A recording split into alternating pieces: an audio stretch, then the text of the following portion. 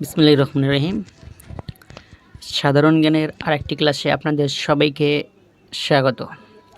আজকে একটি আমরা সাধারণ জ্ঞানের প্রশ্নের সলিউশন করব। ওকে, যে প্রশ্নটি এসেছিল romance cadet channel institute Rangpur RCCIR। ওকে, এটা ছিল সাপ্তাহিক পরীক্ষা সাধারণ জ্ঞান 2/9/2022 রোজ শুক্রবার এই পরীক্ষাটি অনুষ্ঠিত হয়। ওকে, প্রশ্ন নম্বর 1 ছিল যে বাংলাদেশের সামরিক সদর দপ্তর কোথায়? বাংলাদেশের সামরিক সদর দপ্তর হচ্ছে কুর্মিটোলা, ঢাকা। ওকে, এরপরে ছিল 2 নম্বর কোশ্চেন যে স্পর্শ কোন মন্ত্রণালয়ের অধীনে? আমরা জানি স্পর্শ হচ্ছে প্রতিরক্ষা মন্ত্রণালয়ের অধীনে। আর এই কোশ্চেনটি মোস্ট ইম্পর্ট্যান্ট। ওকে, কোশ্চেনটি বিভিন্ন চাকরির পরীক্ষা, বিভিন্ন ক্যাডেট পরীক্ষা, যে কোনো চাকরির পরীক্ষা দেখা যাচ্ছে এই প্রশ্নটি এসে থাকে। ওকে, তার মানে এই কোশ্চেনটা আমাদের অবশ্যই জানা দরকার। ওকে, যে স্পর্শ হচ্ছে প্রতিরক্ষা মন্ত্রণালয়ের অধীনে। ওকে, এরপরে হচ্ছে 3 নম্বর কোশ্চেন ছিল বাংলাদেশ নৌবাহিনীর কয়টি সাবমেরিন আছে? আমরা জানি বাংলাদেশ নৌবাহিনীর হচ্ছে 2টি সাবমেরিন আছে। ওকে, এরপরে কোশ্চেন 4 নম্বরে ছিল যে বাংলাদেশের সশস্ত্র বাহিনীর প্রধানকে? আমরা জানি সশস্ত্র বাহিনীর প্রধান হচ্ছে প্রেসিডেন্ট। ওকে, প্রেসিডেন্ট বা রাষ্ট্রপতি বাংলাদেশের সশস্ত্র বাহিনীর প্রধান। ওকে, উনি সব কিছু কন্ট্রোল করে থাকে। এরপর হচ্ছে 5 নম্বর কোশ্চেন। 5 নম্বর কোশ্চেনে বলা হচ্ছে যে বাংলাদেশের প্রথম প্রধান সেনাপতির নাম কি? আমরা জানি যে বাংলাদেশের প্রথম সেনাপতি ছিলেন MAG ওসমানী বা আতাউল গনি ওসমানী। ঠিক আছে, এরপরে ছিল 6 নম্বর কোশ্চেন। 6 নম্বর কোশ্চেনে যে বাংলাদেশের প্রথম মহিলা ব্রিগেডিয়ার কে? বাংলাদেশের প্রথম মহিলা ব্রিগেডিয়ার হচ্ছে সুরাইয়া বেগম। ওকে, এরপরে ছিল 7 নম্বর কোশ্চেন। 7 নম্বর কোশ্চেনে বলা ছিল যে বীরশ্রেষ্ঠদের মধ্যে প্রথম শহীদকে? বীরশ্রেষ্ঠদের মধ্যে প্রথম শহীদ হচ্ছে মুন্সি আব্দুর রউফ। এটা কোনো বইয়ে কনফিউজ করা আছে যে মুস্তফা কামালকে দেওয়া হয়েছে। এটা ম্যাক্সিমাম বইগুলোতে দেওয়া আছে যে বীরশ্রেষ্ঠদের মধ্যে প্রথম শহীদ হচ্ছে মুন্সি আব্দুর রউফ। ওকে, এরপর হচ্ছে 8 নম্বর কোশ্চেন। 8 নম্বর কোশ্চেনে বলা হয়েছে যে কোন মহিলা মুক্তিযোদ্ধা রাষ্ট্রীয় কোনো খেতাব পায়নি? আমরা জানি যে কাখন বিবি। ঠিক আছে, কাখন বিবি ইনি কখনো রাষ্ট্রীয় কোনো খেতাব দেওয়া হয়নি।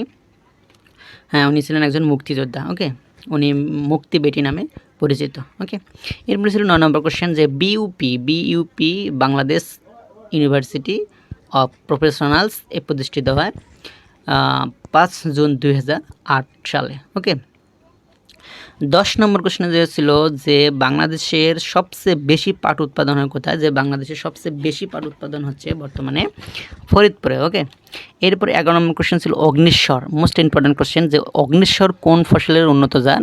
এটা হচ্ছে অগ্নিশ্বর কলার একটা হচ্ছে উন্নত জাত। ওকে, এরপরে ছিল 12 নম্বর কোশ্চেন যে বাংলাদেশের বৃহত্তম সেচ প্রকল্পের নাম কি? বাংলাদেশের বৃহত্তম সেচ প্রকল্পের নাম ছিল বা আছে এখনও যে তিস্তা সেচ প্রকল্প।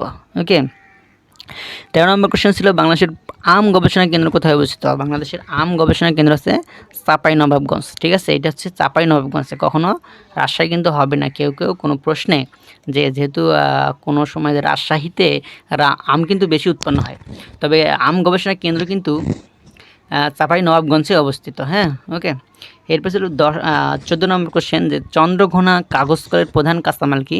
চন্দ্রঘোনা কাগজ কলের প্রধান কাঁচামাল হচ্ছে বাঁশ। ওকে, 15 নম্বর কোশ্চেন ছিল হচ্ছে যে পৃথিবীর বৃহত্তম ম্যানগ্রোভ বন কোনটি? আমরা জানি পৃথিবীর বৃহত্তম ম্যানগ্রোভ বন হচ্ছে সুন্দরবন। আমরা জানি যে পৃথিবীর বদ্বীপ কিন্তু বাংলাদেশ। ওকে, পৃথিবীর বদ্বীপ কিন্তু বাংলাদেশ, উল্টাপাল্টা হয়ে যেতে পারে যে পৃথিবীর বদ্বীপ কিন্তু বাংলাদেশ আর পৃথিবীর বৃহত্তম ম্যানগ্রোভ বন হচ্ছে সুন্দরবন। আর বাংলাদেশের কিন্তু বদ্বীপ বলা হয় সুন্দরবনকে। ওকে, গুলিয়ে ফেলা যাবে না কিন্তু। এরপর হচ্ছে 16 নম্বর কোশ্চেন। 16 নম্বর কোশ্চেনে বলা আছে যে বাংলাদেশের দীর্ঘতম গাছের নাম কি? বাংলাদেশের দীর্ঘতম গাছ হচ্ছে বৈলাম গাছ। ওকে, আবার এখানে কেউ আম গাছ দিয়ে থাকে, যে আম গাছ কিন্তু নয়, আম গাছ কিন্তু বাংলাদেশের জাতীয় গাছ। ওকে, যে বাংলাদেশের দীর্ঘতম গাছের নাম হচ্ছে বৈলাম। এরপরে কোশ্চেন ছিল 17 নম্বর কোশ্চেনে বলা হয়েছে যে ধান উৎপাদনে বিশ্বে বাংলাদেশের অবস্থান কততম? আমরা জানি ধান উৎপাদনে বাংলাদেশের অবস্থান হচ্ছে 3য়, আর শীর্ষ অবস্থান করতেছে চীন। ঠিক আছে, যে ধান উৎপাদনের শীর্ষ দেশটির নাম হচ্ছে চীন আর বাংলাদেশের অবস্থান হচ্ছে 3য়। এরপর 18 নম্বর কোশ্চেন। 18 নম্বর কোশ্চেনে বলা হয়েছে যে বাংলাদেশে কোন জেলায় সবচেয়ে বেশি চা জন্মে?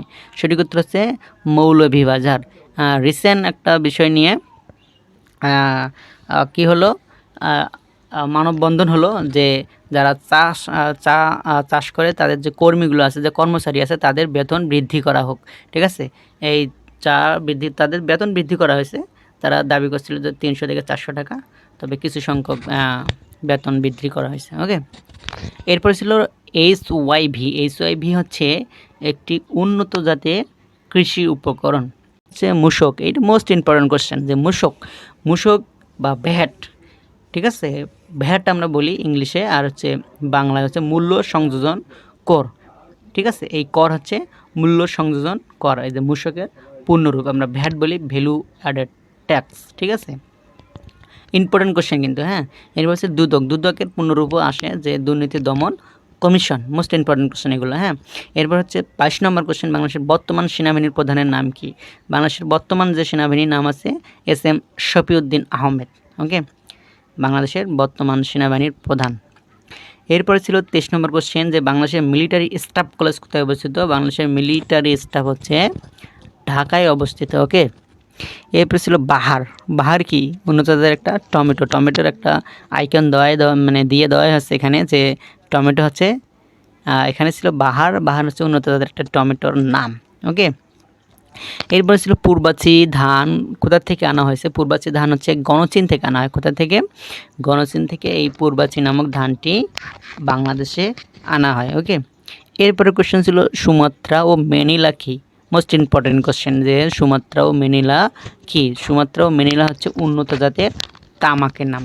আমরা জানি কিন্তু রংপুর, এই যে আমাদের যে প্রাণের শহর রংপুর, এই শহরে কিন্তু সবচেয়ে বেশি তামাক উৎপন্ন হয়। ওকে, আমাদের অবশ্যই মনে রাখতে হবে, আসতেই পারে যে কোনো চাকরির পরীক্ষায়। এখানে ছিল সত্য মিথ্যা নির্ণয় করো। এখানে সত্য মিথ্যা নির্ণয় করতে বলা হয়েছিল, যে 27 নম্বর কোশ্চেনে যে ছিল যে বাংলাদেশের বিমান বাহিনীর প্রতীক রণতরী, এটা ছিল মিথ্যা। এটা কিন্তু মিথ্যা। হ্যাঁ, বিমান বাহিনীর প্রতীক কিন্তু রণতরী নয়। এরপরে কোশ্চেন ছিল 28 নম্বর কোশ্চেন, যে বাংলাদেশের নৌবাহিনীর প্রতীক বলাকা, এটাও কিন্তু নয়। বলাকা কিন্তু বাংলাদেশ নৌবাহিনীর প্রতীক নয়, মিথ্যা। এরপরে ছিল বর্ণালী ও শুভ্র হতো কোন হলো উন্নত জাতের কলা, এটা মিথ্যা, এটা কলা নয়, কলা হবে বর্ণালী এবং শুভ্র হচ্ছে আমরা জানি এটা হচ্ছে উন্নত জাতের ভুট্টা, তাই না? ভুট্টা হচ্ছে বর্ণালী শুভ্র। এরপরে কোশ্চেন ছিল 30 নম্বর কোশ্চেন, বাংলাদেশের বাংলাদেশের প্রথম সেচ প্রকল্পের নাম গঙ্গা কপোতাক্ষ সেচ প্রকল্প, এটা সত্য কিন্তু। হ্যাঁ, বাংলাদেশের প্রথম সেচ প্রকল্পের নাম ছিল গঙ্গা কপোতাক্ষ সেচ প্রকল্প, এটা সত্য। ওকে, 31 নম্বর কোশ্চেন ছিল বাংলাদেশের সময়, অর্থাৎ বাংলাদেশের মুক্তিযুদ্ধের সময় রংপুর ছিল 6 নং সেক্টরের অধীনে, এটা সত্য। হ্যাঁ, আমরা জানি কিন্তু যে রংপুর ছিল 6 নং সেক্টরের অধীনে। এই কোশ্চেনটা কিন্তু আসে বিভিন্ন চাকরির পরীক্ষায়, যে রংপুর ছিল কয় নং সেক্টরের অধীনে। মেহেরপুরটাও কিন্তু মোস্ট ইম্পর্টেন্ট। হ্যাঁ, তারপরে ঢাকা কয় নং সেক্টরের অধীনে ছিল, যে সেক্টরগুলো আমাদের যে 11টা সেক্টর ছিল, 11টা সেক্টরে কোন কোন এলাকা ছিল, সেই এলাকাগুলো কিন্তু মেনশন করে দেয়, যে কোন এলাকা কোন কোন সেক্টরে ছিল। তার মানে আমাদের মুক্তিযোদ্ধা কিন্তু মোস্ট ইম্পর্টেন্ট, যে কোনো চাকরির পরীক্ষা বা যে কোনো অ্যাডমিশন টেস্ট বা ক্যাডেট পরীক্ষায় বলি না কেন, মোস্ট ইম্পর্টেন্ট। ওকে, এরপরে ছিল কোশ্চেন 32 নম্বর, যে বাংলাদেশের নৌবাহিনীর প্রতীক। এখানে ছিল MCQ multiple choice question. MCQ এসেছিল যে বাংলাদেশের নৌবাহিনীর প্রতীক কী? বাংলাদেশের নৌবাহিনীর প্রতীক হচ্ছে কাছেযুক্ত নোঙর ও শাপলা, এটা হচ্ছে নৌবাহিনীর প্রতীক। এরপরে কোশ্চেন আছে হচ্ছে 33, বাংলাদেশের প্রথম নারী প্যারাট্রুপার কে? বাংলাদেশের প্রথম নারী প্যারাট্রুপার হচ্ছে জান্নাতুল ফেরদৌস। ওকে, প্যারাট্রুপার বলতে এখানে বোঝাচ্ছে যে ছত্রী সেনা। হ্যাঁ, উনি একজন সেনাবাহিনীতে কাজ করে, প্যারাট্রুপার বা প্যারাশুট করে কিন্তু মাটিতে ল্যান্ড করা হয়। এই ব্যক্তিটি হচ্ছে জান্নাতুল ফেরদৌস। উনি সম্ভবত 1000 ফুট উপর থেকে প্যারাশুটে করে মাটিতে অর্থাৎ ল্যান্ড করেছিল। ওকে, উনি ল্যান্ড করেছিল আর কি, জান্নাতুল ফেরদৌস। এরপর ছিল 34 নম্বর কোশ্চেন, দিলে 500 টাকার নোট ছাপা হয় কোন দেশ থেকে? 500 টাকার নোট ছাপা হয় জার্মানি থেকে। ওকে, নোট বাংলাদেশ ব্যাংক, আমরা জানি 500 টাকার নোট আছে একটা ব্যাংক নোট, আমরা জানি ব্যাংক নোট হচ্ছে 60টি, আর বাংলাদেশের যে সরকারি নোট আছে 3টি, এই মিলে আমাদের 10টি নোটের প্রচলন আছে বাংলাদেশে। ওকে, এরপরে ছিল হচ্ছে 35 নম্বর কোশ্চেন, কবে স্বর্ণা সার বাংলাদেশে বা আবিষ্কৃত বা কবে স্বর্ণা সার আবিষ্কৃত হয়? 1987 সালে হচ্ছে স্বর্ণা সার আবিষ্কৃত হয়। এরপরে কোশ্চেন মোস্ট ইম্পর্টেন্ট, যে পাখি ছাড়া ময়না কিসের নাম? পাখি ছাড়া ময়না হচ্ছে উন্নত জাতের ধানের নাম, যে ময়না হচ্ছে উন্নত জাতের ধান। ওকে, এরপরে কোশ্চেন হচ্ছে 37 নম্বর কোশ্চেন, যে 2016 সালের 16 ডিসেম্বর কী বার ছিল? আমরা আমার এই চ্যানেলে বার নির্ণয়ের একটা সুন্দর টেকনিক, শর্টকাট টেকনিক দেওয়া আছে। আপনারা চ্যানেলে যাবেন, যে ভিডিওটা দেখে আসবেন কিভাবে খুব শর্টকাট টেকনিকে বার নির্ণয় করা যায়। ওকে, বার নির্ণয়টা কিন্তু মোস্ট ইম্পর্টেন্ট, বিভিন্ন চাকরির পরীক্ষায় বার এসে থাকে। ওকে, তো 2016 সালে আর 16 ডিসেম্বর ছিল শুক্রবার। আপনারা বার নির্ণয়ের আর ভিডিওটা দেখে আসবেন, দেখবেন আপনারা সহজেই বুঝে গেছেন। ওকে, এরপরে ছিল 38 নম্বর কোশ্চেন, ডেসিমেল থেকে বাইনারিতে কনভার্ট। এই ডেসিমেল থেকে অর্থাৎ সংখ্যা পদ্ধতি আইসিটির আমার ক্লাস আছে, সেই ক্লাসটাও আপনারা দেখবেন, যে কীভাবে ডেসিমেল থেকে বাইনারি, অক্টাল এবং হেক্সাডেসিমেলে কনভার্ট করা যায়। ওকে, এখানেও আমার একটা ক্লাস দেওয়া আছে, চ্যানেলেই পাবেন, আপনারা ঘুরে আসবেন। ওকে, এরপর একটা ছিল আইকিউ। আইকিউ ছিল যে একজন মহিলা একজন পুরুষকে ইঙ্গিত করে বললেন যে ওই পুরুষের পিতা হলেন আমার শ্বশুর। পুরুষটির সাথে মহিলার সম্পর্ক কী? এরা হচ্ছে স্বামী স্ত্রী। তার মানে একজন মহিলা বললো, পুরুষকে ইঙ্গিত করে বললো ওই পুরুষের পিতা, তার মানে ওই পুরুষটার পিতা ছিল ওই মহিলাটার শ্বশুর, তার মানে পুরুষটার মহিলাটা ছিল স্বামী স্ত্রী। ওকে, এগুলো একদম সিম্পল কোশ্চেন ছিল। যাই হোক, আইকিউ অনেক পরীক্ষায় এসে থাকে, আমরা আইকিউটাকেও জ্ঞান চর্চা করব, তাহলে আমরা আইকিউটা আমরা এগিয়ে থাকবো। ওকে, আজকের এই ভিডিও এই পর্যন্ত ছিল আজকের এই ভিডিও। যদি আমার এই ভিডিওটি ভালো লাগে তাহলে অবশ্যই লাইক, কমেন্ট, শেয়ার করবেন। আর যদি আপনি আমাদের চ্যানেলে নতুন হয়ে থাকেন অবশ্যই সাবস্ক্রাইব করে বেল আইকনটা অন করে দিবেন, যাতে আমাদের প্রতিদিনের নতুন নতুন যে ভিডিওগুলো আছে আপনাদের নোটিফিকেশনে চলে যায়। ওকে, যাই হোক, ধন্যবাদ আবারও, সবাই ভালো থাকবেন।